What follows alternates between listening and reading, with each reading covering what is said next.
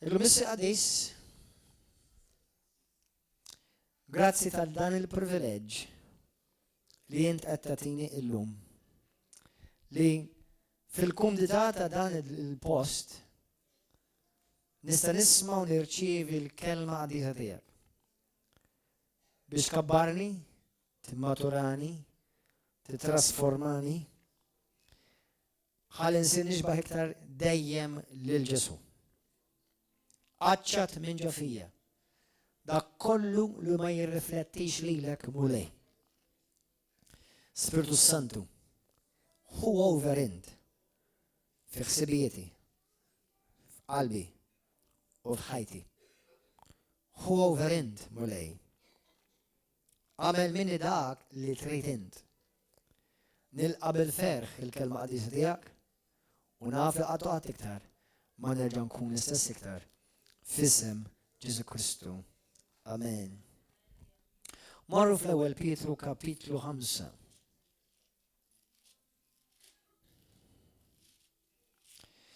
Jew inti il-ġenerazzjoni li hemm ċans kbir li naraw il-Ġesu Kristu wiċċ in wiċċ. F'dan il-ġisem. Within brackets. Għax meta Ġesu jiġi, teologikament aħna wkoll ħanitbidlu, ġisibna ħajbidel. Glorious. Imma fis-sens, ġifieri, jinaw inti ċans li il-ġenerazzjoni li ma nesperjenzawx il-mewt. Ġifieri letteralment għaddu minn ħajja għall-eternità. Mhux ħajja mill-mewt għall-eternità. Naqbżu l-mewt totalment. Ikun hemm letteralment metamorfosis, trasformazzjoni. Però trasformazzjoni tiġa tisir, trasformazzjoni mhux tiġa tagħmilha fik. Għaw xi ħadd lejla jew il-ġimgħa kellek xi challenge fil-fidi tiegħek. Għaw xi ħadd kellu xi challenge fil-fidi tiegħek. U inti bil-grazzja tal-Alla għalibta, irbaħt fuqha. Dak huwa il-proċess ta' transforma. Il-forma qed tiġi mibdula biex tixbaħ mhux il-pastor, biex tixbaħ il-Kristu. Amen. U jekk verament aħna dik il-ġenerazzjoni, ovvjament aħna nafu li ħadd ma jaf il-ġurnata, ħadd ma jaf il-sija u l-jum, imma l-istaġun nafuh. L-istaġun huwa verament possibilment dali qed ngħixu. Imma jekk mhuwiex nafu, għalkemm ma nafux il-ġurnata u s-sija, però nafu li qed ngħixu fi żminijiet li jekk naraw madwarna xi jiġri, żgur il-Bibja qed narawha ħajja titwettaq qudiemna. U jekk dan hu sew u veru, u nemmen li jekk hu għax da mhux xi ħaġa li qed ngħidha jiena jgħidu ħafna nistalla u min jaf il-Bibja l-Ispirtu tal-Alla jixħed mal-Ispirtu tiegħek. Jekk hu veru, mela waqt li l-mulej qed jipprepara l-Knisja tiegħu lili u lilek, ix-xitan ukoll qed jipprepara. U x-xitan ukoll qed jagħmel xogħlu. U mhux ħajjieqaf jagħmel xogħlu sal-aħħar mument ta' ħajtek. Amen aħwa? L-ewwel Pietru 5, vers 8. U isimgħuha sew din il-kelma. Kunu meqjusa u assu. Kunu meqjusa u assu. Be vigilant. Be vigilant. Moħħok hemm. Ejx bajnejk it-tnejn miftuħa berraħ. Torqoċ. Tonos. Taljenax ruħek. Taljenax rasek. Kun meqjus u assess. Dejjem moħħok hemm. X'qed jiġri? Mhux f'ħajti da? F'ħajtek. Għax ċertu nies jħobbu jassu fuq ħadd ieħor fuqhom ma jħobbux jassu. Issa tibżax mhux ħaniddejjaq jekk tara xi ħaġa li żbaljajt jew żbaljajt u qasaf ejt li tħabbix rasek. Imma mhux fuq titassess, inti fuqek titassess, fuq ħajtek titassess moħħok hemm. Amen. Jiena Gordon Joe Manger, moħħok hemm.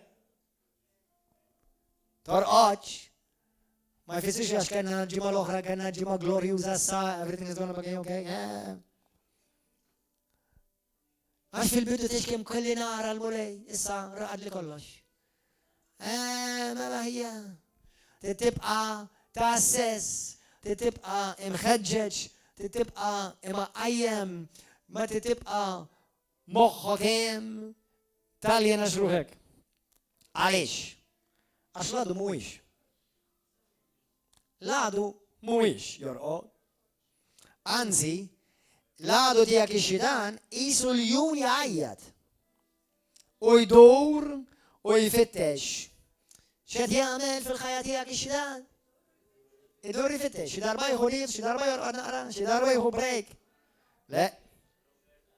Jiġifieri, inti tista' tgħid għamilt sena Kristjaneżmu bomba.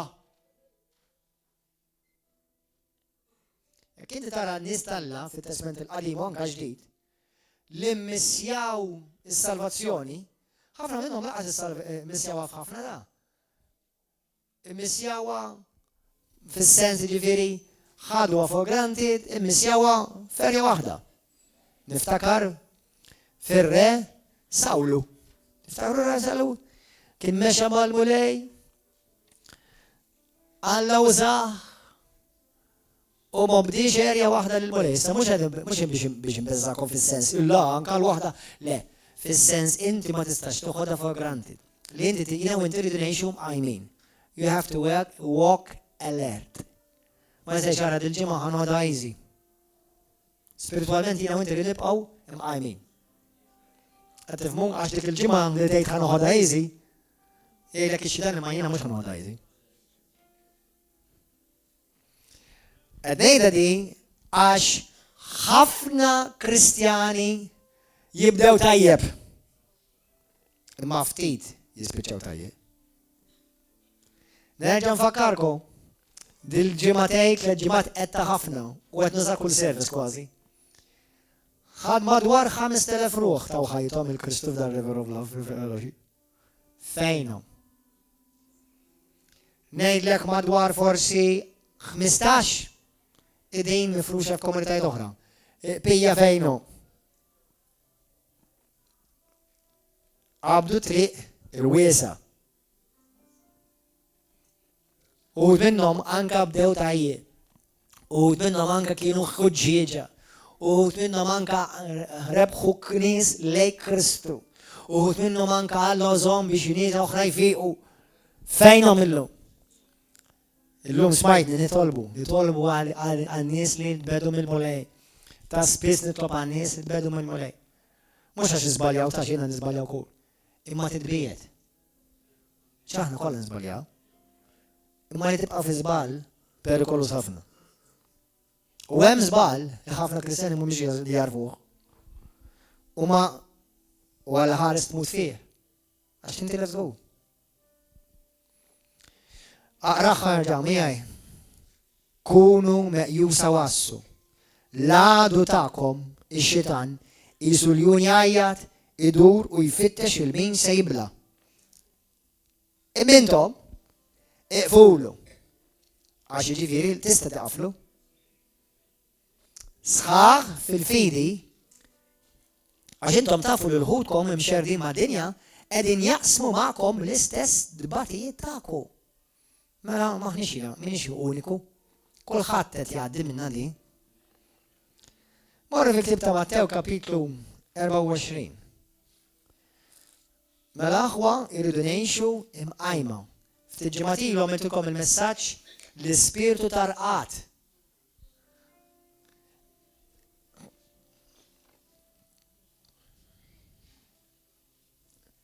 Ħafna jorqdu. U jista' jkun inti qed torqod ta' fuq. Mhux fiżikament. Jiġifieri xirnej biha jiġifieri jisek qatt tiġi l-fellowship u hekk għandek tagħmel, imma hawnhekk irqatt tħall fil-mowt ta' cruising. Taf xi tfisser cruising? L-Amerika u Malta ma nafx hekk hawnx karozzi bil-cruise. Hawn karozzi bil-cruise hawn Malta? Ma nafx, ma l-Amerika peress li hemm ħafna triq twal, kellhom wara riet twila tista' tneħħi dik saqajk minn fuq il-gas, tista' u żomm idek biss fuq l-istering. U tqodek literalli. U m'hemm bżonn tafas gas, kemm tafas poġġja fuq cruise. That's it. Tibqa' sejra, non-stop. Tibqa' jekk hija 70 tibqa' 70, ma ssir 71 jew 71. Tibqa' hekk, tibqa' hekk. Għax tant hemm toroq twal li saqajk meta jekk ma jkollokx il-cruise tibda sejra kara. Insiex, jiena u inti nafsu naqsu. Għamel 4 terżija ta' malek. Sejri. Bis-serjetà. Ġieli użajtajn il-cruise, ovvjament, għax kont vjaġġa. Dawk li vjaġġaw f'pajjiżi kbar, tuża l-cruise. Imma avolja ma nix pajjiż kbir hawnhekk, imma għandna ħafna Maltin xellu l-cruise. Amen. F'Matteo kapitlu 24, ħanaqralkom fuq kif l-għadu qed jassess madwarkom u madwari. Madwar il-pastors, madwar l-apostoli, il-profeti, rajja, diakni, kulħadd jekk tissejjaħ Kristjan, jekk inti għandek il-marka ta' Kristu fuq ħajtek, qed jassess madwarek. Da m'hemmx xi wieħed aħjar mill-ieħor, aħna kollha suscettibbli għal dan. U minn żgħir għal kbir rajtu f'kulħadd.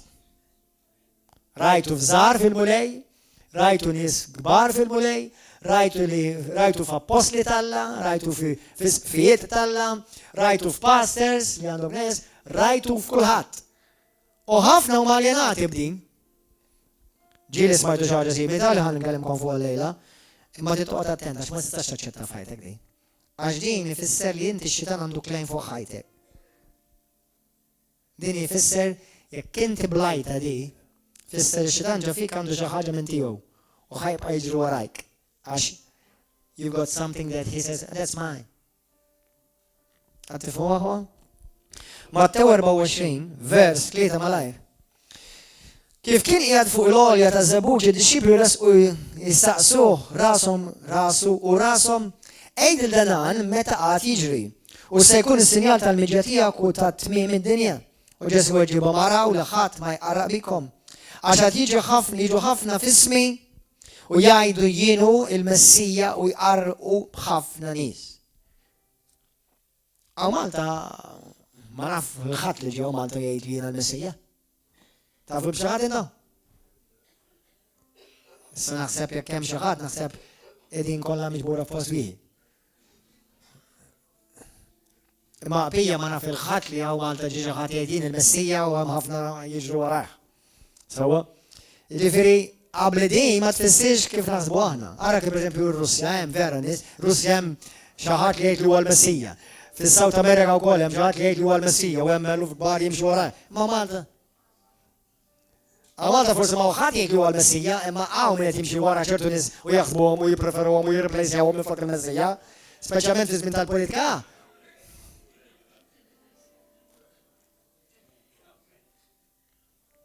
Ma ngħidx iktar. Anyway. Mela. U għad jiġu ħafna f'ismi u jgħidu jienu il-Messija u jqarqu b'ħafna nies. Għad tisimgħu min jitkellem fuq gwerer u xnijat ta' gwerer, iftħu għajnejkom u titħawdu xejn. Għax dan jeħtieġ li jiġri. Jeħtieġ li jiġri. Jiġri hemm bżonn li jiġri dan. Wow. Imma għadu mhuwiex it-tmiem. Ġifi meta kien jiġri da kollu, it-tmiem għadu ma wasalx. Għax għad iqum ġens kontra ġens u salta kontra saltna, ikun hawn ħafna ġuħ kbir, għaw ġuħ kbir, u l-art teżes f'ħafna bnadi. Dan kollu jkun il-bidu ta' dbatija kbira. Mbagħad jagħtukom fidejn minn ħabbatkom u joqtolkom. U l-ġus kollha jsiru jobgħodukom minħabba f'ismi. U jkun hemm ħafna li jitfixklu. Jkun hemm ħafna li jitfixklu. ħafna li ser jitfixklu. U jittradixxu lil xuxin u jindbatu bejnietom. Iqumu bosta profeti foloz u jqarqu b'ħafna nies. Joktor il-ħażen u għalhekk li maħabba tibret f'ħafna. Imma min jibqa' jżomm sħiħ sal-aħħar dan isalva. Mela daw tip ta' nies mhumiex in-nies tad-dinja huma l-Kristjani. Inti ma tgħid l-ebda bniedem tad-dinja ibqa' sħiħ sal-aħħar bro. Le, tgħidlu twelad ġdid, aċċetta l-Kristu Ġesu. Ara lill-Kristjan, ara lilkom aħwa ibqgħu sħiħ sal-aħħar. Intom salvati bħalissa ma tibqgħu salvati. Ibqa' sħiħ sal-aħħar. Mela dal-kliem Ġesu qed jgħid għal dawk li huma tiegħu. Dik waħda. Tu, xiġri għal Ġesu xejn jgħidaw. Daw in-nies li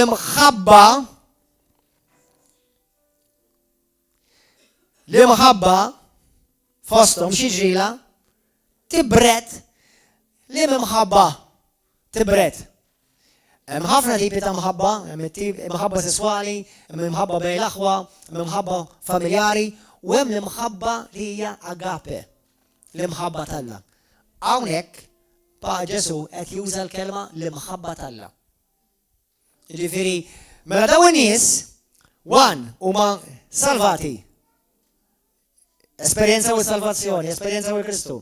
Tu għandhom l-imħabba tal-Alla fihom, mela dik mhux id-dinja żgur, huma l-Kristjani, Romani kapitlu 5, vers 5 dejlek, u l-imħabba tal-Alla ġiet imxerda, imsawba f'qalbek permezz l-Ispiritu Santu, dik mhux kulħadd qiegħda, suppost qiegħda fin-nies tal-Alla, fik.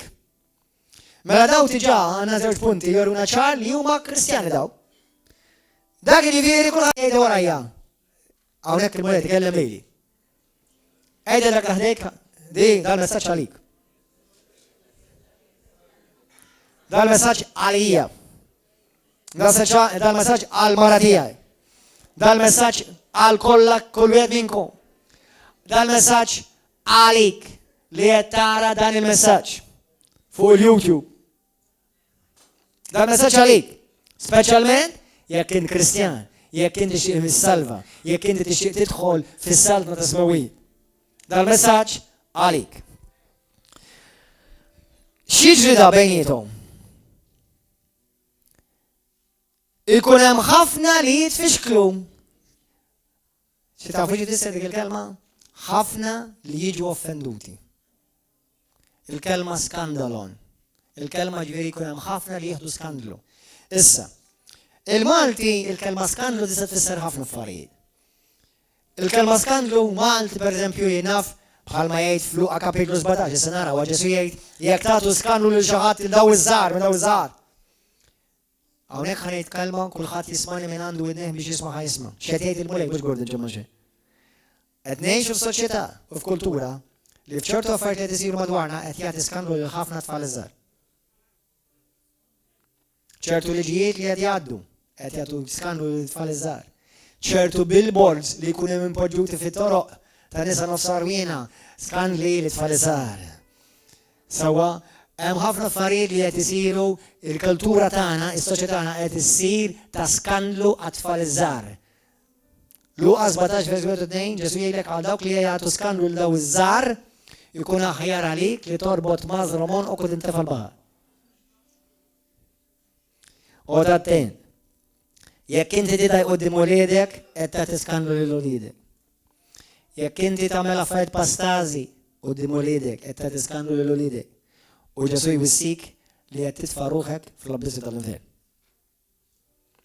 Dal-messaġġ mhux fuq hekk imma huwa spunt importanti li nżammih, speċjalment fi żminijiet li qed ngħixu.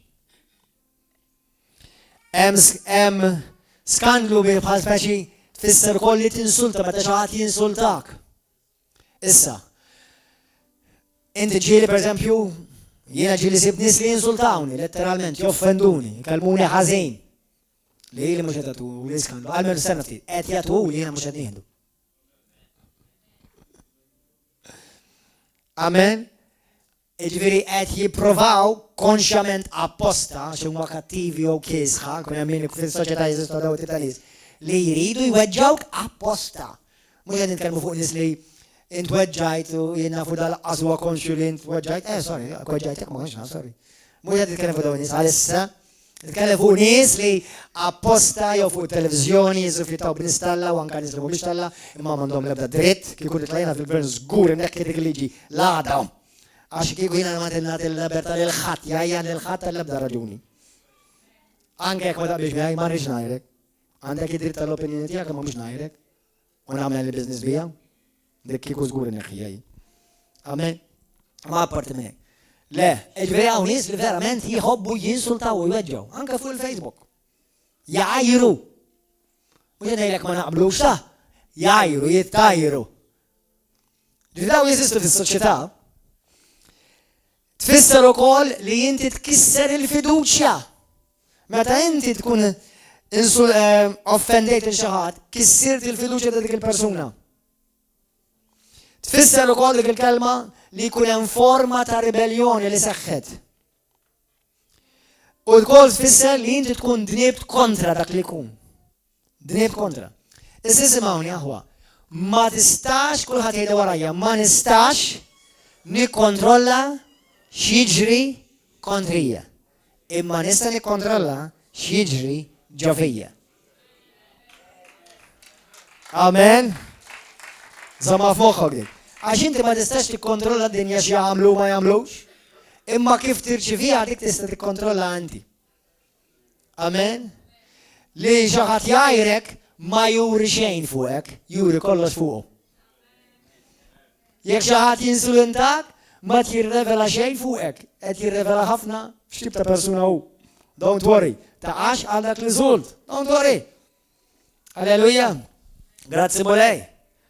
Imma hawnhekk x'qed jgħid Ġesu li fl-aħħar ta' żminijiet il-Kristjani ħafna mhux ftit ħafna ħajitbedu u ħajitpoġġew fil-periklu ta' ruħhom għax ġew u ħadu, mhux għax sarilhom, għax ħassilhom sejlek Ġesu, issirilhom dejjem. Ma tistax twaqqaf lill-offense isir. Imma li ħadu għall-offense.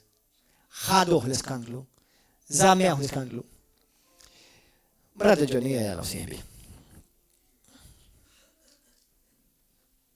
Poġġiemi, poġġija.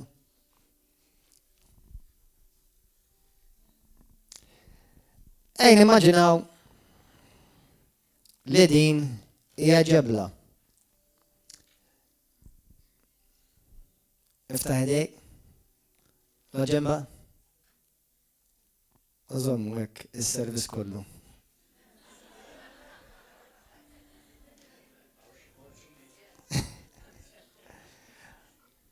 Tifilħu bħalissa bro, inti dak? Iva. Ħanħalik da xejn għal kaħra. Mela, issa dak kull muha bibija, jak ti.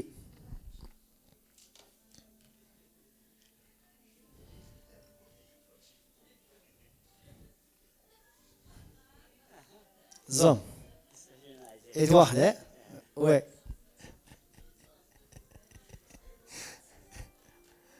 Għandek ħajti hemm bro fidejk. Qed tħossina għataqal ġej? Le. Ismawni.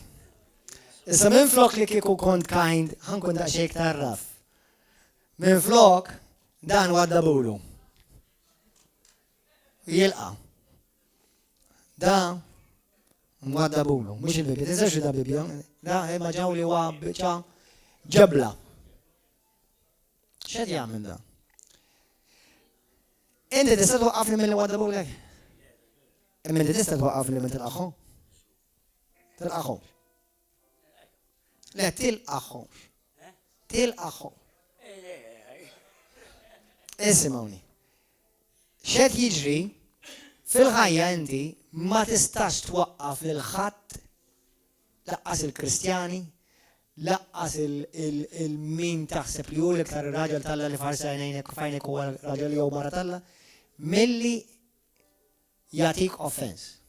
Ma tistax twaqqafhom. Dak kliem Kristu. Tidejlek ħaġa oħra minn hekk. Li kieku kien Ġesu dik il-persuna wkoll ma tistax twaqqfu li tik offense. Taf li anka Ġesu ta' offense? Għandek nis reliġjużi li ta' offense. Għandek nis kristjani li ta' offense. Issa hemm ħafna tipi ta' offenses ta' skandli. Pero ħanitkellmu fuq offenses speċjalment, ħanitkellem fuq dak l-offense. Per eżempju, xi ħadd offendik. Meta xi ħadd weġġek. Il-ġoni jiena pereżempju jiena ma mod ix-xogħol. Qed nagħmel xi ħaġa miegħu x-xogħol u dan lilu qed iddejqu. U minflok qed jinjora, qed iġorra. Kontinwament qed iġorra. Dan fl-aħħar mill-aħħar, dak ħajkun tant toqgħol fuqu li ħajkissru. Però simgħuni. Issa, il-ħażin x'jagħmel ħadd ieħor, number one, mhux kull offense għax xi ħadd ieħor ikun għamel ħaġa ħażina. Ftakar il-Ġesu ta' offense hu. U ma naħsibx li ħadd minnkom temmen li xi ħadd li Ġesu għamel xi ħaġa ħażina. Anzi kien hemm drabi fejn Ġesu apposta ta' offense. Sew Ġwanni 6 u sew pożi. Imma apparti minn hekk. Qed nitkellmu aħna li jiena u inti irridu noqogħdu attenti u ngħixu konxji li l-offenses ħajjiġu żgur. Morru Luqa 17. L-offenses ħajjiġu żgur. Li xi ħadd iweġġek ħatiġi ħassir żgur. Li xi ħadd ħajamel xi ħaġa li biha int ħatiħu għalik ħassir żgur. U ħafna drabi, u regolari. Ma laxa tagħmel? Jista' jkun il-mara tiegħek stess, jista' jkun ir-raġel tiegħek stess, jista' jkunu uliedek.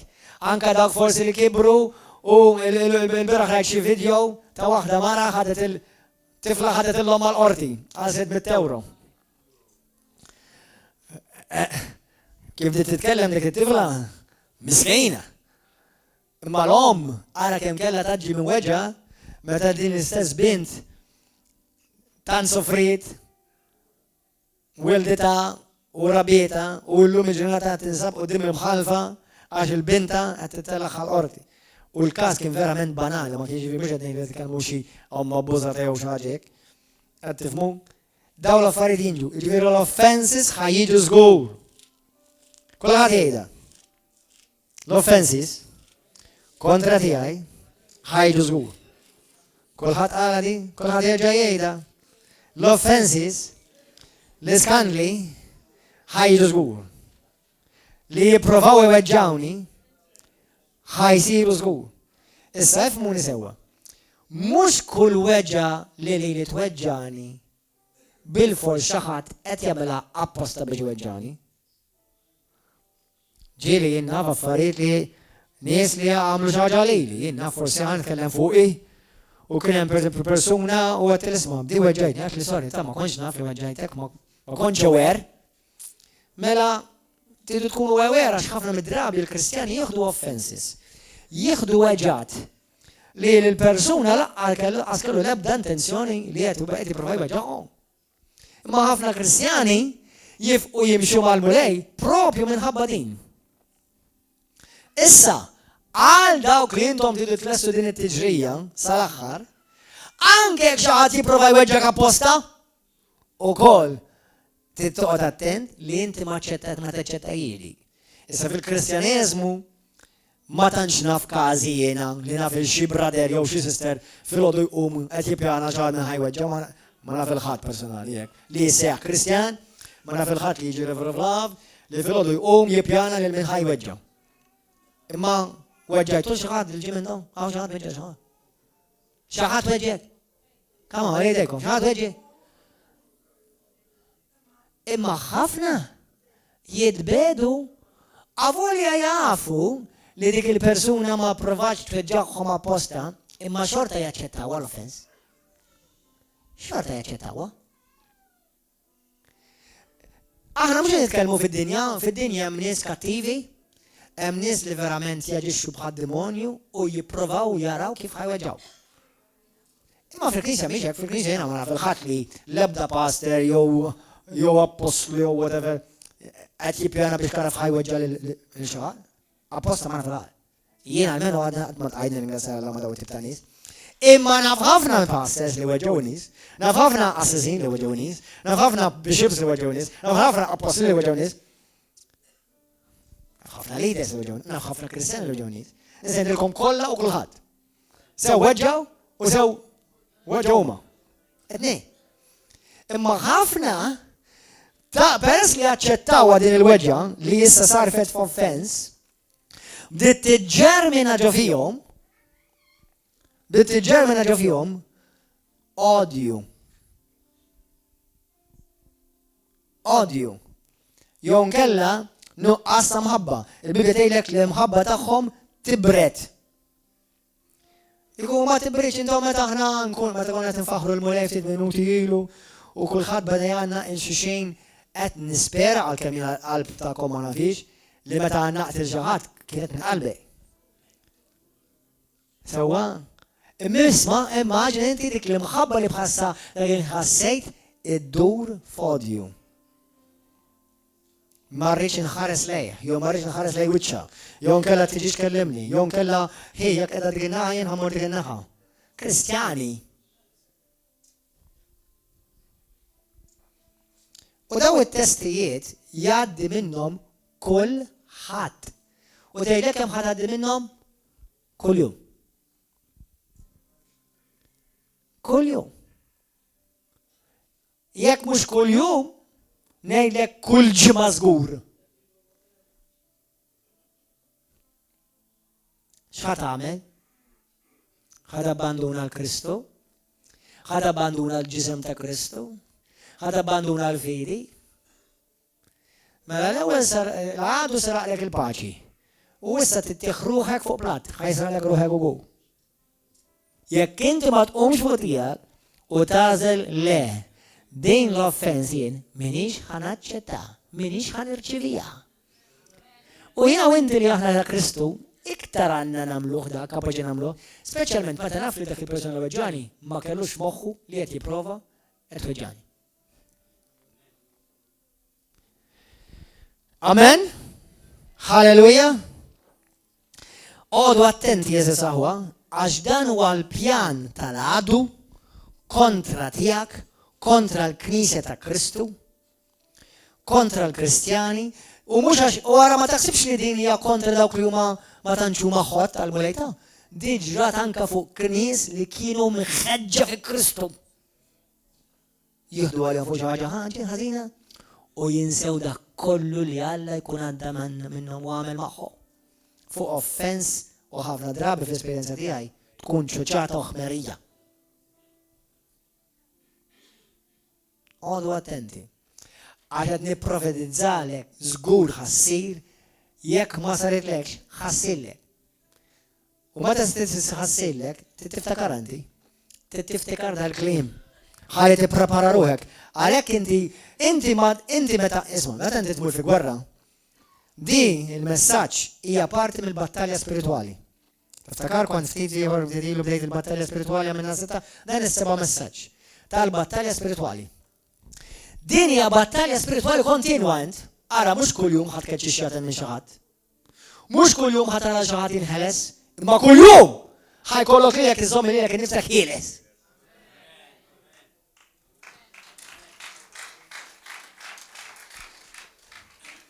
Ħieles milli taċċetta offense, skandlu, taċċetta li tieħu għalik, le m'inhiex ħallu għalija ħalliha tgħaddi. Number one jina u inti, l-iskrittura tgħidilna, li mħabba temmen l-aħjar. Love believes the best. Għalhekk l-iskrittura tgħidlek jekk intu ħuk għandu xi ħaġa kontra tiegħek. Jew inti għandek xi ħaġa kontra hu. Mor siba tkellem. U ħanejdilkom per esperjenza. Evitaw il-mobile, evitaw il-messaġġi, evitaw il-Facebook, jekk jista' jkun wiċċ imwiċċ. Għax meta tibgħat messaġġ minn tixtara l-qalb. U xi kultant nies kitbuli messaġġ u peress il-mobile tagħmel kelma tinbidel kelma oħra. Tisgħid x'inhu jgħidli hawn. Le mhux hekk ridejli. Smartphones ma tantx huma smart dawn l-affarijiet għax jekk jagħmlulek kelma ġieli jagħmlulek tkun ħadd tikteb kelma u jagħmlulek kelma oħra. Ma tuħna ila l-xbatila dik jew għajx batlu dak nispera fehem li sewwa. U jkun hemm offensa oħra. Ġifri għodu attenti jeżiż aħwa. Assulu ilkom infuskom sew. Isimawni, morru fil-tib ta' Proverbi 18, malaj. Holy Jesus. Proverbi 18. Għed titalmu xi ħaġa? Qed ngħinkom bil-grazzja tal-mulej biex intkom tipproteġu qalbkom, tipproteġu ħsibijietkom għax l-offenses ġejjin żgur. Xut minnkom ħajkolkom opportunità li tuħu għalik il-lejla kif qed tuħu kafe u sows wara. Xut minnkom għadha filgħodu tqumu u tuħu offens mal-mara jew mar-raġel. Xut minnkom tmorru x-xogħol nhar it-tnejn u ħassib il ġeħat tippakjalek quddiem il-ħanut jew quddiem id-dar tiegħek u ħatuħu għalik. U jien nafu ħajkollok ftit twersaq u tajjed. U minn flok tibda tgħid Praise you Jesus, glorious! Hallelujah!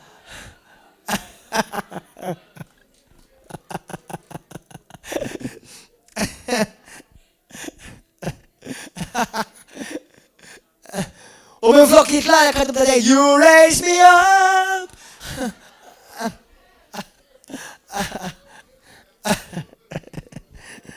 Proverbi 18, vers 1. Min irid jinfired mill-oħrajn jara x'jaqla. U għal kull xejn jiġġieled. Oh Jesus. Fil-ktib ta' Proverbi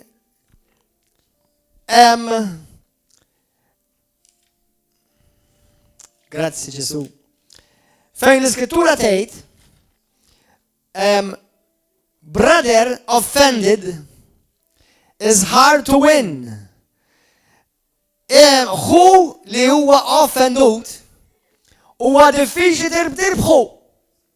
Għaliex, ħanirkom xaħġa, ħana aħwa. Għajn għamlu mod. Jien. Kemm għamlu affarijiet ċertu nies, anzi, ħafna intaqma ħafna, immaġin tam kollha kemm hawn, għenhom dawk kollha li jiena tlabt għalikom, tlabt magħkom, żortkom, għamilna ħin nitkellmu u kulħadd xi ħadd minnkom għamilli xi ħaġa bl-akbar ħsieb ta' imma weġġajtuni u inti ma tafx. Mela jiena nibdi ħajt. Offense. L-offense ta' tagħmellek tibda bħalma rew rajna iġġelek tieqaf tafda. Dan huwa test ukoll għalija. Bħala pastor. Għax ċertu nies li jkunu weġġawni, jiena jkolli test biex nerġa' nafdaw. Imma irnota attenta xi spiċċata li qed nippretka naqaver jien. Issa ma jfissirx li nafda blindly, nafda jekk ovvjament dak li ikun ovvjament kif tgħid prova li n-nissjow li n-nifisa prove themselves. Imma rrid nagħti dak iċ-ċans nerġa'. Sewwa, imma immaġina, mela jiena ħadd għalija llum tal-lajt ħajt. Għax il-Bibja tgħidlek li l-ħu li jkun offenda ruħu jtella ħajt. Illum ġejt ħadd għalija tal-lajt ħajt ieħor. L-għada ġejt ħadd għalija tal-lajt ħajt ieħor. Kien hemm dik ta' faċċata offendietni, għajritni ħadd għalija. Kien hemm programm fuq televiżjoni, bdew isemmuni fiż-żuffiet u ħadd għalija. Kien hemm xi ħadd fi triq ħares lejja bl-ikraħ għal dan mhux dak il-rqiq ta' fuq televiżjoni. Halleluja. U ħarġajt ħadd għalija. U mbagħad kien hemm il-mara u Arkli għax inti twerżaq u tajja ħarġajt ħadd għalija. U mbagħad kien hemm il-mama Arkli wa kemm ħaddhom tgħid taqħna qabel ħarġajt ħadd għalija. Sewwa. U jiena vera qed nipproteġi lili nnifsi minn dawk ta' barra, ma m'għamilx induna qed nagħlaq lili nnifsi f'ħabs.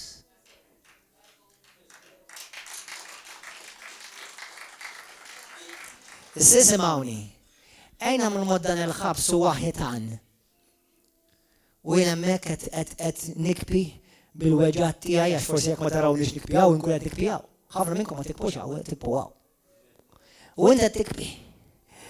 U dal-dmuħ tiela, għal-ewwel ma tindinax. Tiela, daqqa waħda tom fid-dmuħ. U m'intix tinduna li lilek nifsek qed iġġib lilek nifsek f'sitwazzjoni fejn ħatarraq lilek nifsek fil-weġġat l-offenses id-dmuħ tiegħek stess. Għodu attenti. Għaxini għannazba il-pjan ta' xitan għalik f'daw l-axħar żminijiet ħaj jiżdiedu. Ħaj jiżdiedu. Jekk inti trid ma tuħux għalik iktar, jew tuħu għalik inqas, hemm ħafna x'nsejlek, imma ħammorru malajr fit-2 Korinti 10. Battalja spiritwali di. Di mhux battalja bħalma ġieli tkellimna l-oħra meta nkeċċu xjaten. Din hija battalja fejn inti trid tipproteġi lilek innifsek minn dak ix-xitan li jġelek tuħu għalik. Hawn min isejjaħlu the spirit of offense. Il-kelma offense issemma ħafna fil-Bibja. U għalkemm hemm bżonn insib skrittura, u ma sibx infatti, ma sibx skritturi jgħidu the spirit of offense per se, imma tinejlek min huwa l-ispiritu tal-offense? Ix-xitan innifsu. U nnifsu. U li ħada kontra għala nifsu.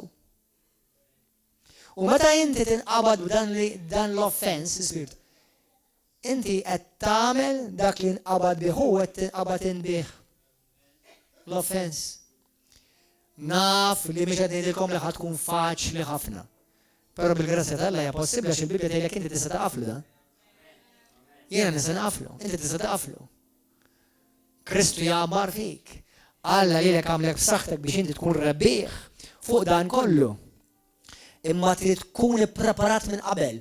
Għax inti ma tibgħat l-ebda soldat, ma tibgħat l-ebda armata għall-gwerra qabel ma titrenjhom. Il-lejl intom ġejtu għat training. You came to consecration ground. Consecration camp. There's the concentration camp and there's the consecration camp. Today, this message is helping you being consecrated. Dal-messaġġ jgħinek li inti tkun ikkonsagrat, ippreparat, ħalli tkun bniedem avżat u tkun nofsa karmat. Amen. Halleluja. Għanna kodba li nħeġġitkom taqrawhom jew bl-Ingliżi jew bil-Malti. Jisimha l-lixka ta' Satana, hemmhekk qegħdin fil-ktieb, fil-bookstore, jew nkella Debate of Satan. Jekk qatt ma qarajtu dak ktieb, aqrah darba f'sena. Mhux darba f'ħajtek, darba f'sena.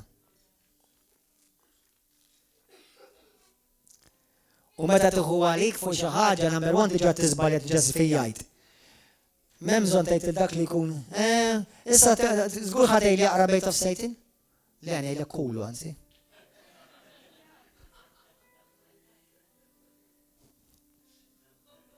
Għax ngħidlek pa' fondut. Jekk inti taf il-periklu x'jista' jagħmellek l-offens f'ħajtek. Taf li inti waħda mill-affarijiet li l-offens tagħmellek li lilek iġibek isek qiegħed taħt sema tal-bronz. Taf xi tisser sema tal-bronz. It's like you and God are cut off. Għax inti meta timxi f'offens li għamilt taf x'għamilt għamilt l-oppost tal-maħfra. L-offens żamm il-maħfra relisja. Immaġin dawk l-offenses kollha tiġġorhom. Mbagħad qed tipprova tidħol fil-preżenza tal-Alla.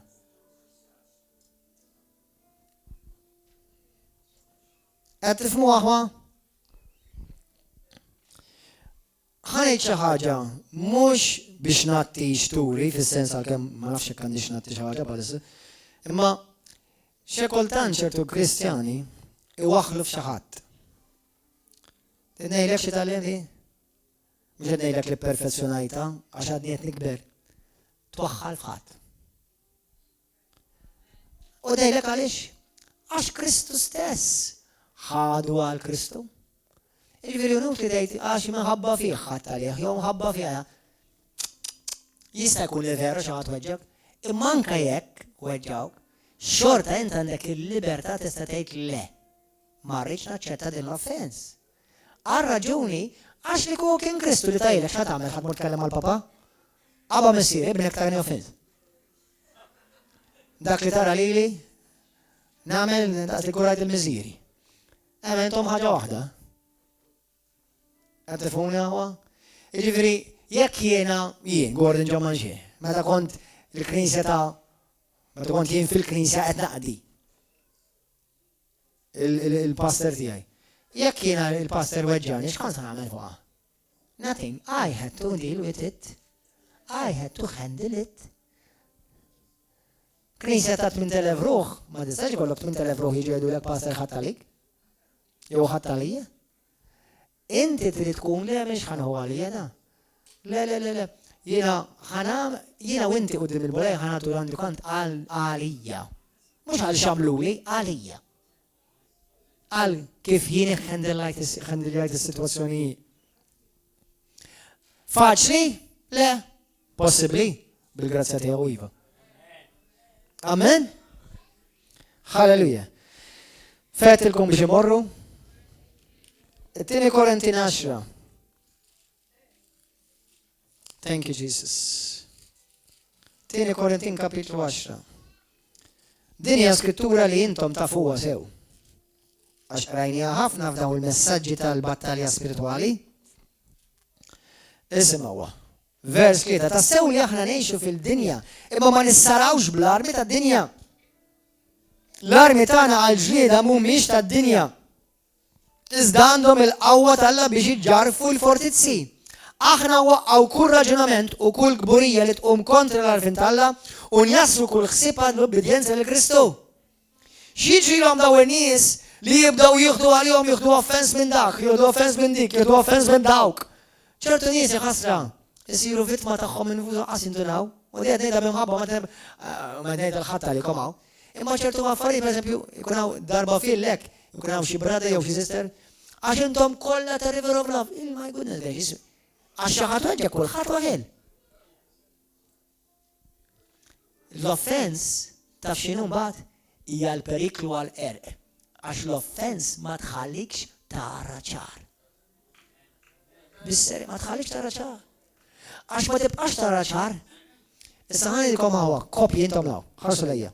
Kopji ħarsu lejja sew. Xut minnkom qed tgħixu f'offens. Mar-raġel, mal-mara,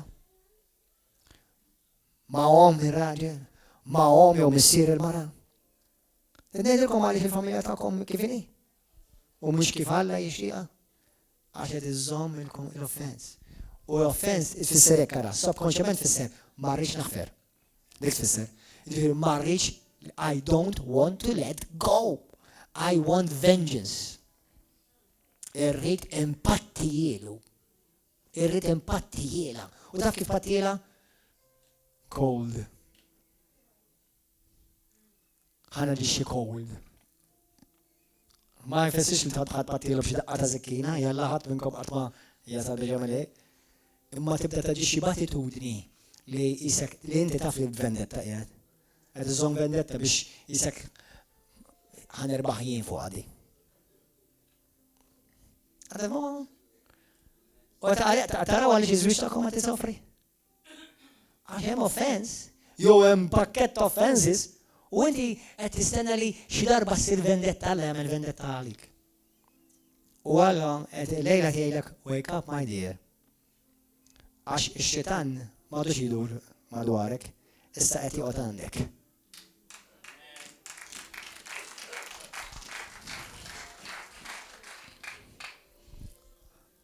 Ħuduha bis-serjetà din aħwa. Amen. Halleluja. Meta jiena nibda nżomm din il-offens, nibda nitqarraq ismaħħa u Ġesu jgħidlek u fosthom imbagħad iqumu ħafna profeti folozz. F'Mattew kapitlu 7 vers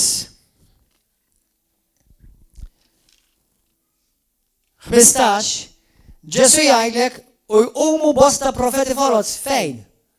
Fost in-naċ. Mhux fost il-rajja. Issa naf li fid-dinja jeżistu rajja folozz u profeti folozz f'pulpti. Ħanilkom ċaruton, f'Malta ma naf il-ħadd speċjalment fil-kamp Kristjan li nista' jgħid li dan huwa profeta fals. F'ċertu dottrini jista' jkun li ma naqbilx magħhom ħadd il-preżent, imma naħseb li l-pastors li Malta li naf jiena Joħobbu l-Alla ġenwinament. Profeti folot, però l-Bibja tgħidlek li ma ssibhomx fuq il-pulk ta' għalkemm jeżistu fid-dinja, imma ssibhom fil-berħla. Taf kemm kelli nid-dinja ma' profeti folot jien fil-ħajja tiegħi.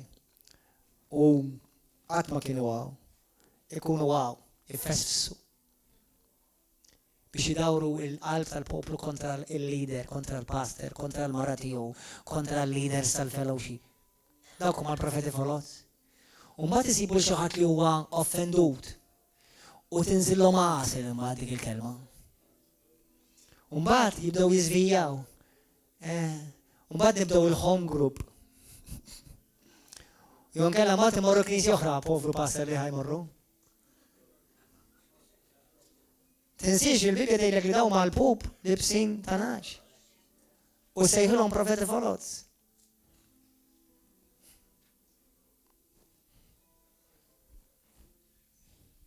Amen.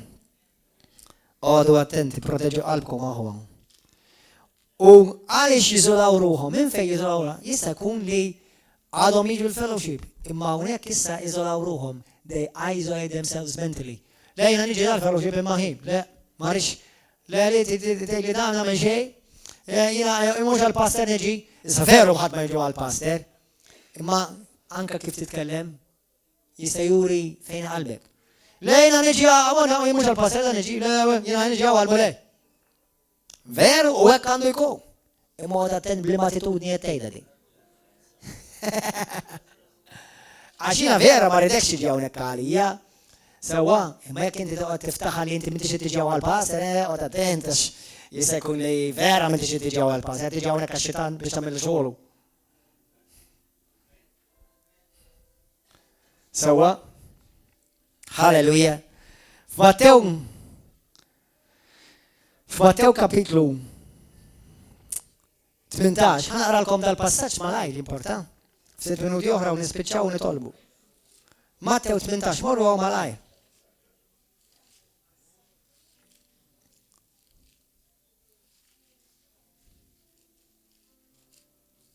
Halleluja. Vers 21, malajr. Imbagħad Pietru se resaq lej Ġesu qallu, mulej xil-kemm il-darba jrid jonqosni ħija biex jien naħfillu. Sa 7 darbiet, sa tinsiex li taħt il-liġi li taħfer 7 darbiet kienet tiġaġi firija, big deal. Ftakar li taħt il-liġi ħafna drabi ċertu d-nubiet kienu ħaġruk, joqtluk, jeżiljaw, keċuk barra mill-kamp, keċuk barra mill-tribu.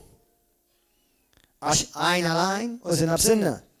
Il-grazzja ma ġeritx taħt il-liġi, il-Bibja tgħidlek il-grazzja tgħidlek meta ġie Ġesu Kristu.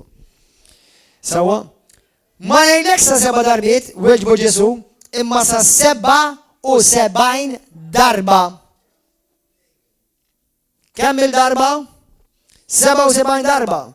U fil-ktieb tal-Luqa tgħidlek 7 għal 70 tgħidlek kull jum. Taf jfisser dik? Eħin kollu, ġviri mill-inqas bejwet u ieħor ma torqod xejn u kull 3 minuti qed toffendini b'xi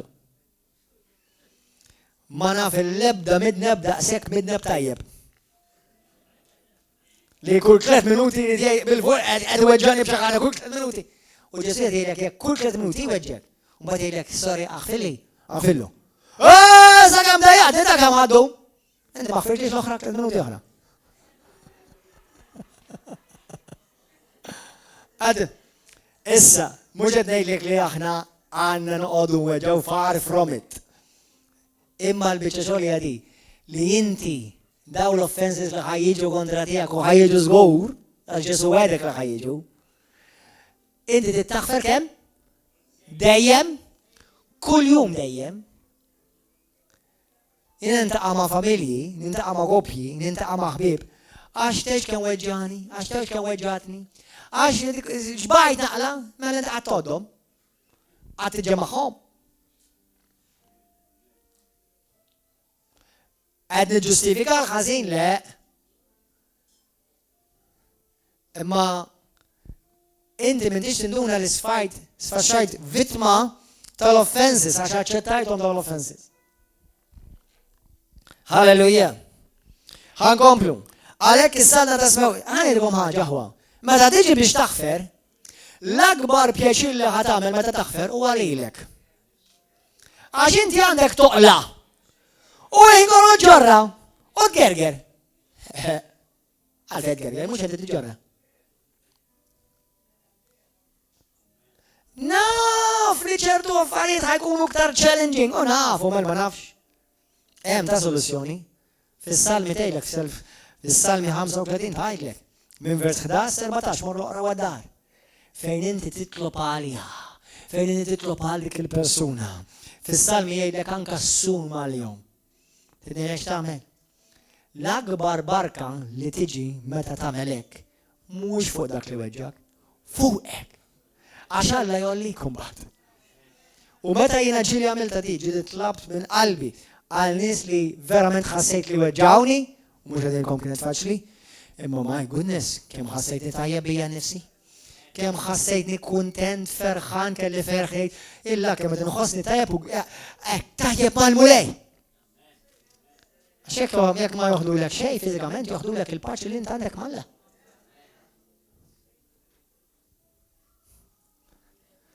Sum, birikom, itlob għalihom. Halleluja. Għamel bħal Ġesu, aħfirlhom għax ma jafux x'inhu jagħmlu mulej. Aħfirlu għax ma jafx x'inhu jagħmel, aħfirlu għax ma tafx x'inhu jagħmel. Aħfir, mhux għad iżommu.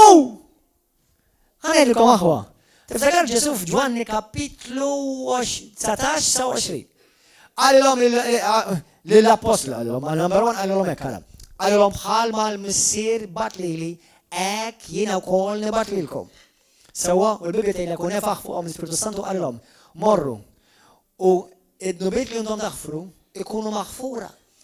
U id-nubiet li intom iżommu ikunu miżmuma. Issa xi minn nies jaħsbu li Ġesu qallhom bħal speċi li taħfru id-nubiet li intom iżommu jiena nżommhomlhom. Ġesu ma qallhom xejn. Ġesu qallhom id-nubiet li intom iżommu ikunu miżmuma. Ma qallhomx id-nub li inti iżomm jien ħanżommulhom.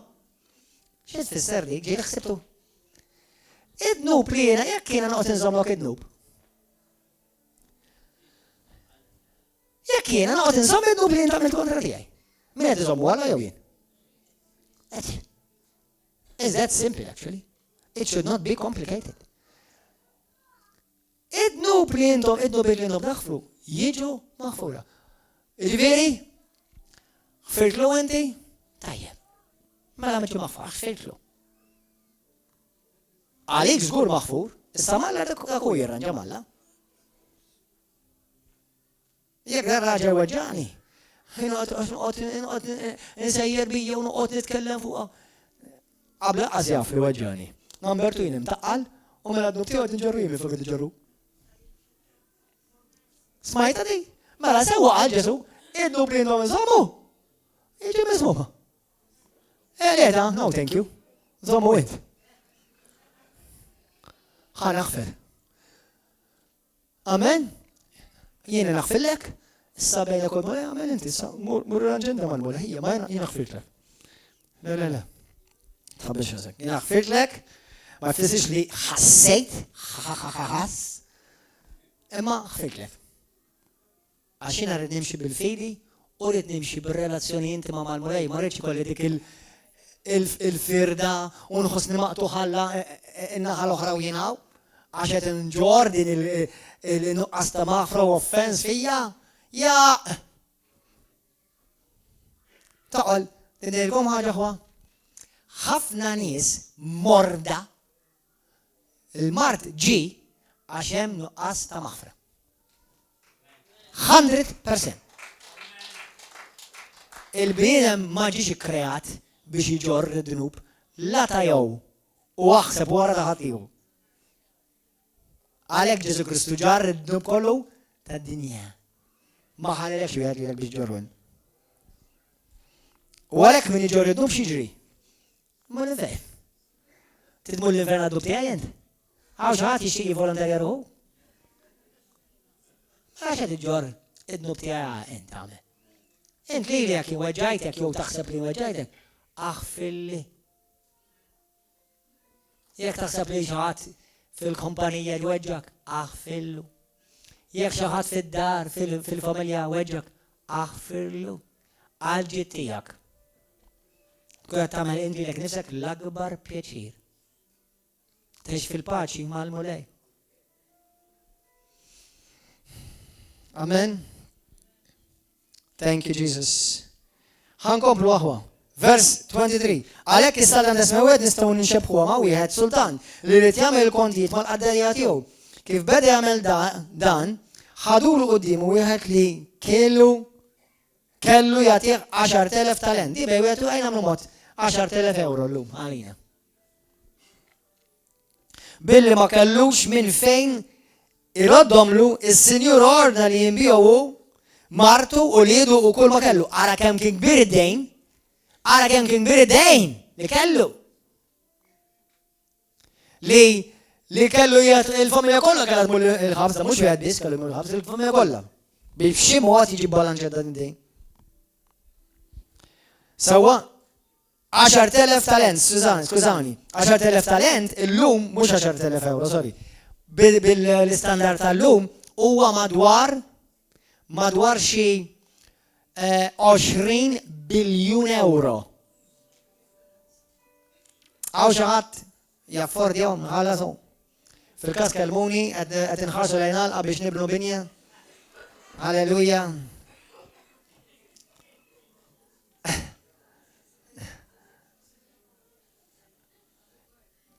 Għaw xi ħadd li xi darba taħseb int f'ħajtek tasal biex ħallashom 10 biljun euro. Għaw xi ħadd. Biljun ta' mhux miljun, 10 biljun.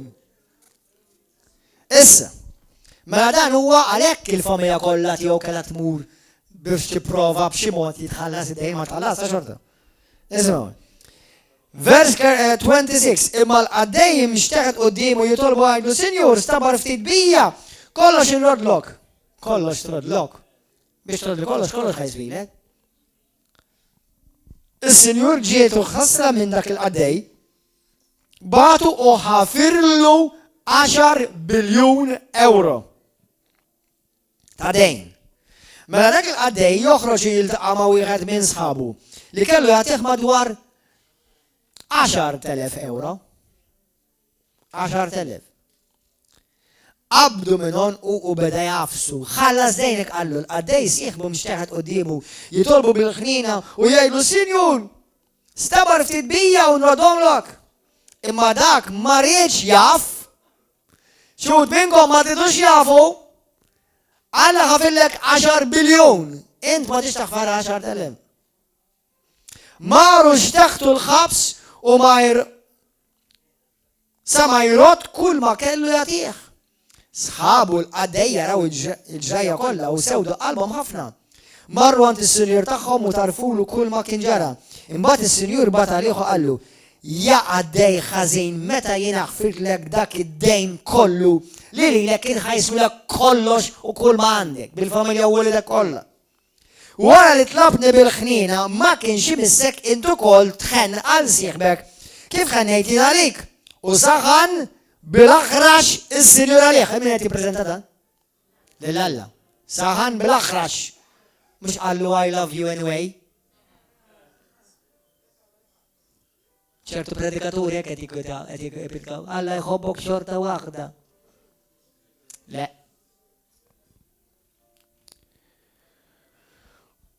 U taħ fidejn min jaqru sa ma jrod kull ma kellu jagħti. Ek jagħmel lilkom missierju fis-smewwiet.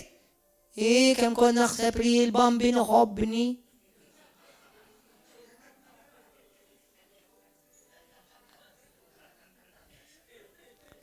Jiena qaluli li ħobbni kif jien. Dak huwa l-Vanġelu ta' Satana. Laqqas hemm skrittura waħda fil-Biblja kollha li tgħidek.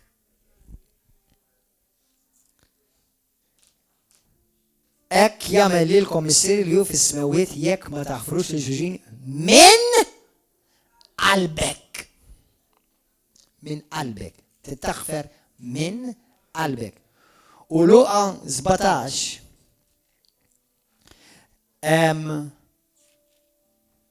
tajt li l-iskrittura tgħid messaġġ simili, l-istess parabola simili ta' di, fil-ktib ta' Luqas 17, xtejt li l-Ġesu qalhom u tom fidejn dawk li jittorturawhom.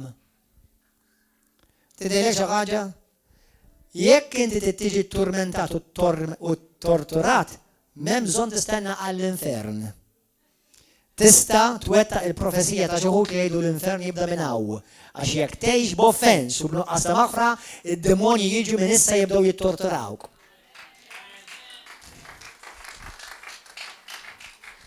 L-aħħar skrittura u nitolbu, it-tieni Timotju.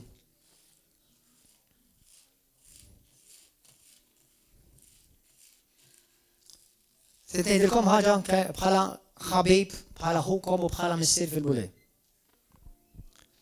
L-ewwel ħobb il-Alla b'qalbek kollha. U t-tieni ħobb lilek innifsek. U żgur ma tħalli l-ħadd iktar ipoġġilek offens f'qalbek. 100%. Mhux ħobb il-ħadd ieħor l-ewwel ħobb lilek. Għalhekk Ġesu jgħidlek ħobb il-għajrek bħalek innifsek. U meta inti taħfer il-ħadd ieħor, l-ewwel ma tħobb lilek.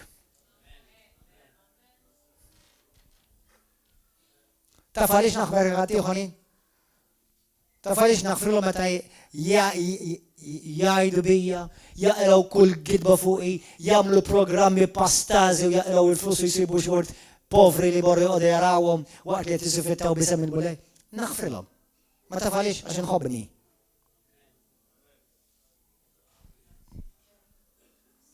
Nies li għamilna l-ġid magħhom ġew veru brav, nagħmlu l-ġid.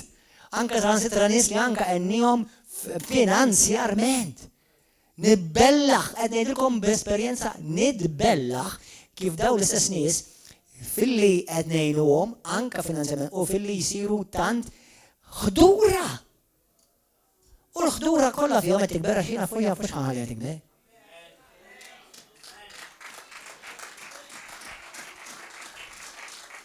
Għaliex? Minħabba xi ċuċata ta' offens. Xi ċuċata da?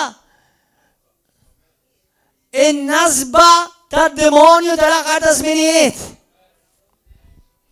It-tieni Timotju 2. Isimha waħwa.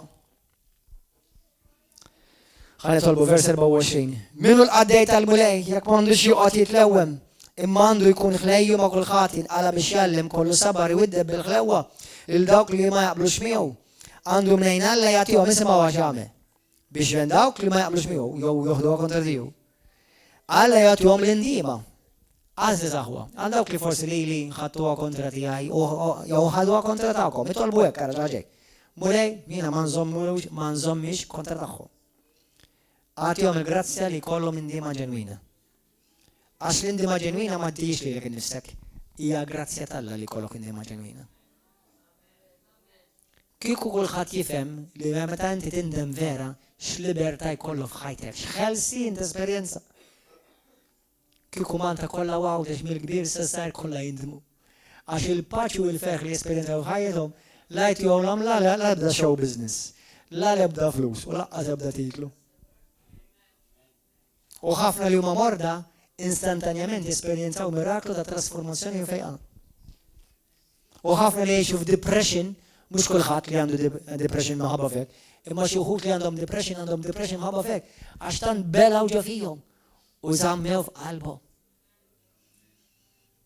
Naf li mhux iġġustifikat x'ħadd kif weġġawk naf, imma għadhom qed iweġġawk għax għadek qed iżomma.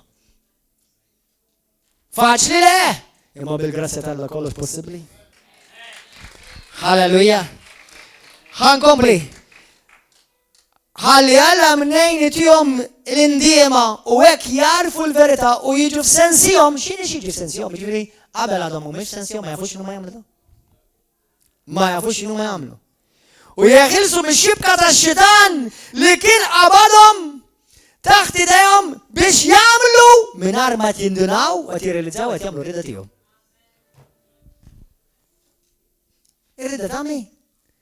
Inti tista' tkun inseri l-fellowship u qed tagħmel rida tad-demonju.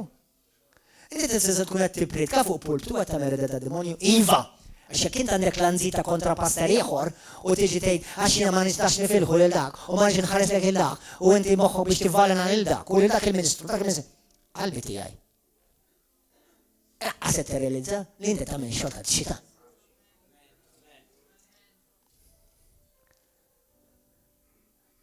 If pastors eżisti ta'. Aw pastors f'Malta laqqas kapaċi jħarsu lejn xi. L-istess assisin, l-istess sorijiet, l-istess reliġjużi, għaw kristjani, għaw nisli li kunu jonqosom jamluni pedestal ta' deb u jgħu, u pastor, kemm nħobbok, għalix lix program tijak, illum il-ġurnata għala ħagġi jisimu ismi. Għalix, għax il-mħabba birdet, saru jobodu, u mux lejjak birdet l-mħabba daħħom, lejju.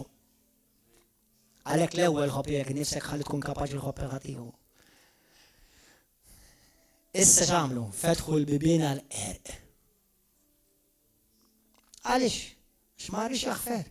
Għażżam dawn l-offenses kollha. Li l-biċċa kbira minnhom jekk mhux kollha laqqas jaf li min weġġaw. Ma basta tinżomm mill-offens. Jekk jiena weġġajtek lilek illum u ma nafx minn inti. U laqqas naf, skużani, jaħfilli. Nista' nassigurak li m'għandi l-ebda intenzjoni u ma naf il-ħadd minnkom li hawn xi ħadd minnkom għandkom intenzjoni tixtieq tweġġa' xi ħadd. Imma m'għandi l-ebda dubju li weġġajtu lil Rux Matanis. M'għandix dubju dak fuqha. Imma ma naf il-ħadd minnkom li għandkom qalbkom taqsek ħadra li tqum filgħodu tixtieq tweġġa' ħadd. U nista' nassigurak għalkemm hemm bżonn minni jiena m'għandix dik il-qalb. U ma naf il-ħadd Kristjan għandu dik it-tip ta' qalb. Mela għalfejn ħafna l-Kristjani jieħdu għalihom. U jżommu offens u ma jridux jaħfru. Ejja mbaxxu rasna ħwa. Grazzi tal-li smajtuni. Grazzi Ġesu.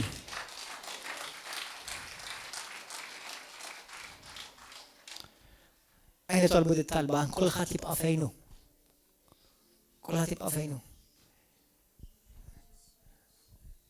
Jekk tista' tagħlaq għajnejk tirrifletti daqsxejn fuq il-kelma tal-mulej. Xi ħadd weġġak żgur lilek. U jista' jkun għadek qed iġġor dik il-weġġa. Jista' jkun li inti weġġajt xi ħadd. U xi ħadd ieħor qed iġġor dik il-weġġa. Jekk inti taf li weġġajt xi ħadd, inti kun umri u umri tlob skuża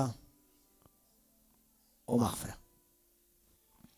Jekk xi ħadd weġġak, issa stess aħfirlu, aħfrila.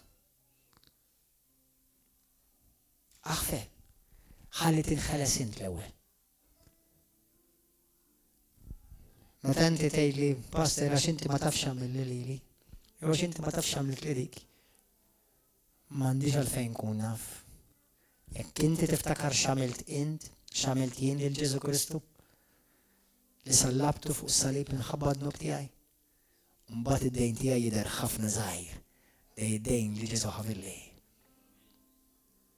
Amen. Għajni talbu flimkien. Għajni talba warajja minn qalbek.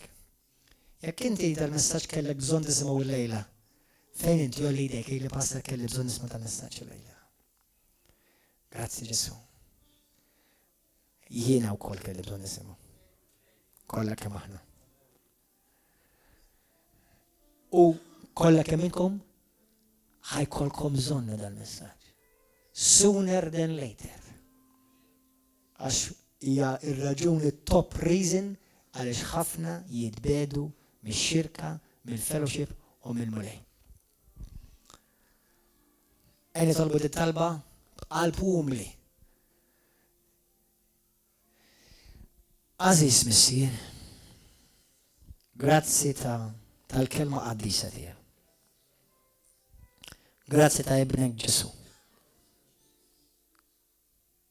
Mulej ħani. Inti li ħfirt li dejn kbir li ma jistax jitħallas. Grazzi mulej dak li inta għamil għalija fuq is-salib.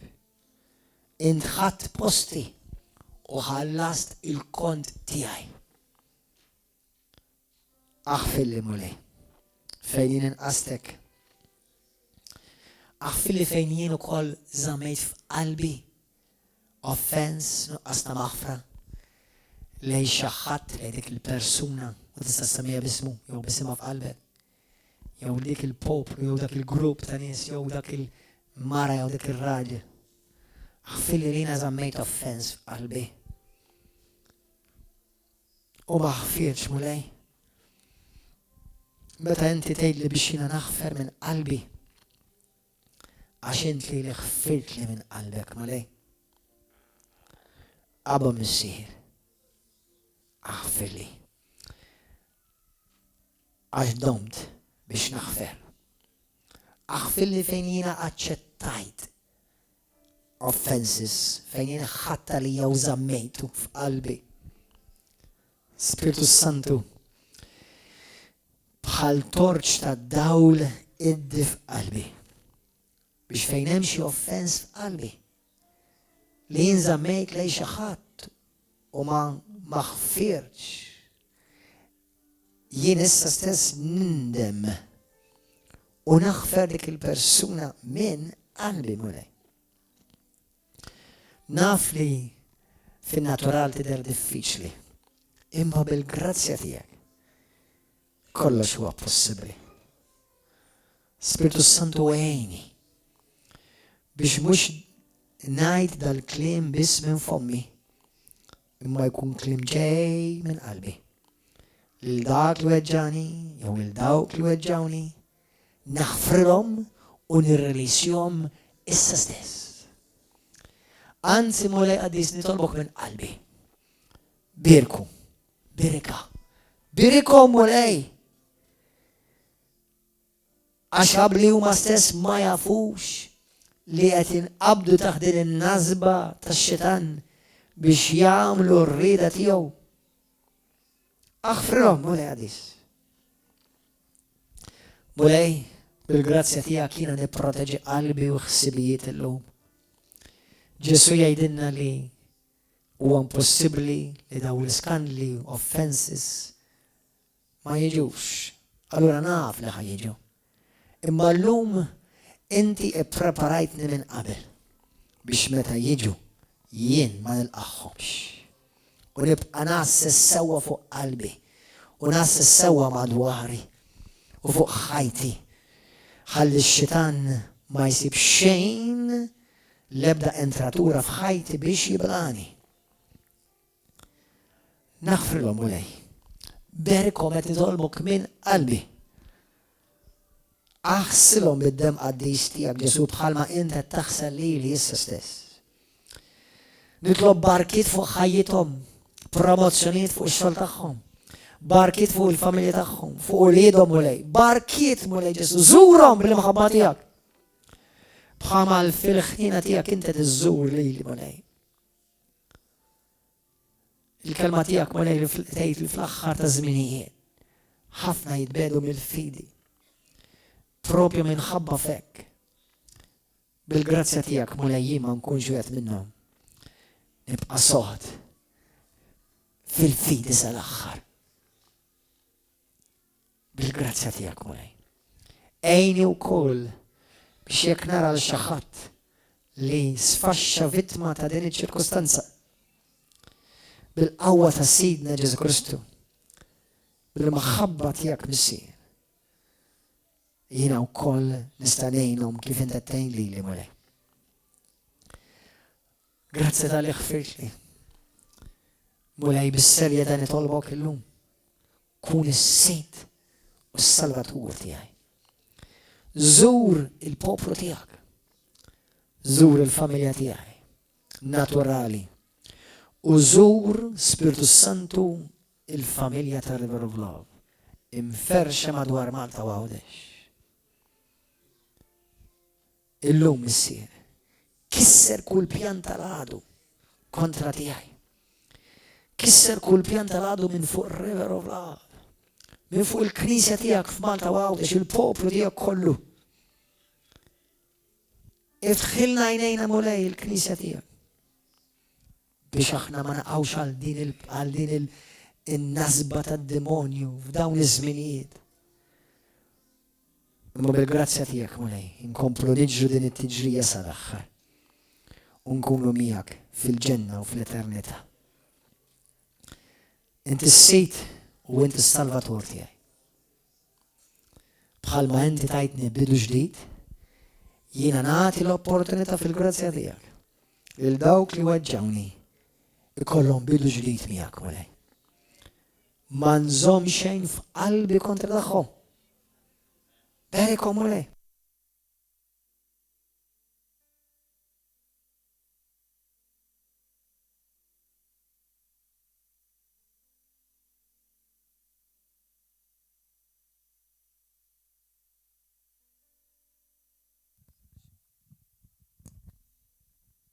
Hallelujah.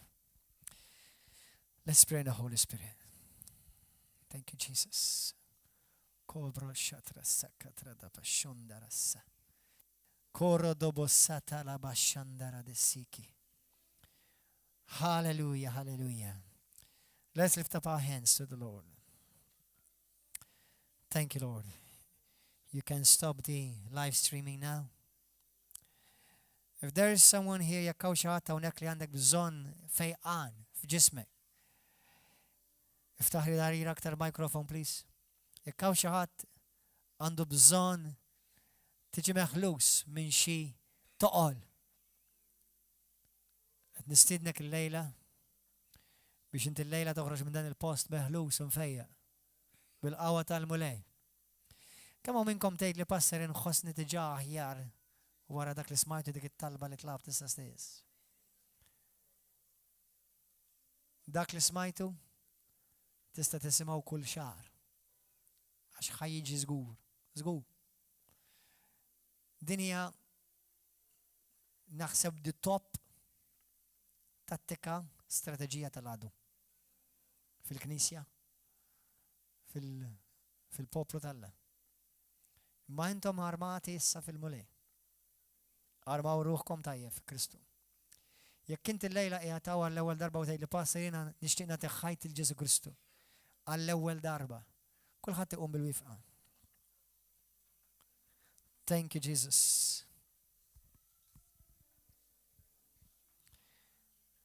Jekk inti llum għall-ewwel darba tixtieq tagħti ħajtek il-Kristu, is-salva, tkun imwieled minn ġdid. Għalli dejk issa stess, għaw xaħat l-lum għal-ewel darba jishtiq jada minna. Nawan, min iktar? Halleluja, min iktar tixtiq tagħti ħajtek il-mulej għal-ewel darba? Għalli dejk, għaw xaħat teħor. Jekk għandek bżon fejqan, għaw xaħat għandu bżon fejqan. Għandek bżon fejqan. Jina nemmen li ħafna minna faqna lejla, xorta wahda. Għax hija wahda mill-ikbar fejqan. Halleluja, it's okay. That's brother, what's his name? David, I have your certificate, brother, don't leave before it. Good to see you again, my brother.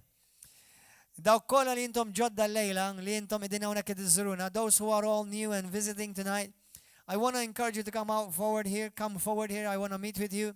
Dawk li intom tixtiequ tagħtu ħajjitkom il-Kristu l-ewwel darba, uħorġu barra ħwa, il-bqija morru fil-paċi tal-mulej narawkom għada fil-ħodu fl-10. Il-messaġġ illum dik kienet il-kelma tal-mulej għalikom u għatu ċabċipa kbira lil Ġesu Sidna, halleluja. Thank you, Lord. Il-ġodda ħorġu aħwa, il-ġodda u dawk kollha li intom tixtiequ tagħtu ħajtkom il-mulej għalkemm it-talba li tlabna kienet talba ukoll għall-salvazzjoni.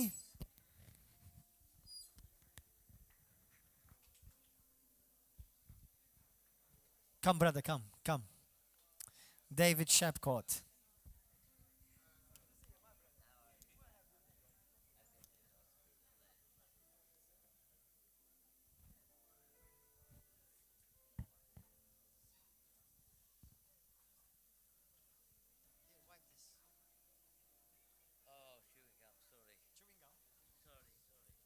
Praise God. Responsibly. Thank you, Jesus, brother. Come, my brother. It's okay, my brother. Hallelujah. Tinsewx irreġistraw għal-konferenza aħwa. Hallelujah. Praise God.